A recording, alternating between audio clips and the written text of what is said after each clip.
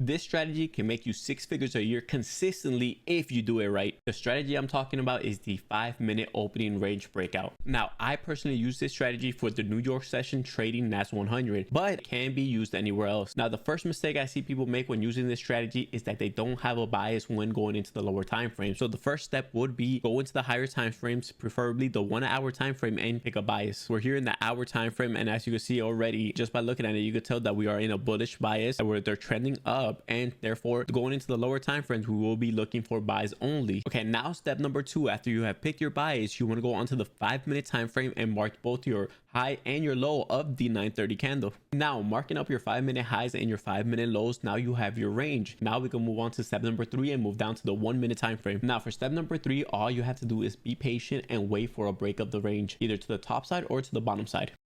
Now you've been patient and now you see the break, right? Now it broke to the low side, right? It broke to the bottom side, but what does that mean? It means nothing to us because we only taking buys. Remember step number 1, we picked our buys. We're not going to sell after breaking to the bottom of the range because we were looking for buys in the higher time frame. So what do we do now? Now we move on to step number 4, right? Now we want to see a break of structure from the downtrend, right? Remember, we're always trying to buy. So as soon as we see some bullish momentum break the structure of the downtrend, we will take our buys. If you don't know what I mean by break of structure, as you can see, we're downtrending to the bottom side. We're making lower lows, we're making lower highs, lower lows, lower highs, lower lows, right? The next step would have been a lower high, but it didn't perform a lower high. Instead, it broke structure with a very bearish handle, and that's exactly what we were waiting for. We were waiting for the break of structure of the downtrend. Now we must mark up our trade. Now finally we take our trade, right? We will put our stop loss under the 5-minute lows, and then our TP will be at the 5-minute highs, right? And now you just let the trade play out, and TP would have been smashed. Now guys, remember, this strategy isn't perfect. There's no such thing as a perfect strategy. You will not have 100% win rate, but over the long term, if you follow the steps and you follow proper risk management and discipline, guys, you will be profitable. Now, if you've never heard of the ORB strategy and want to learn a little bit more, I have made a completely free PDF, beginner friendly, explaining the opening range breakout strategy. Now all you have to do is comment ORB in the comments and I will send you a link.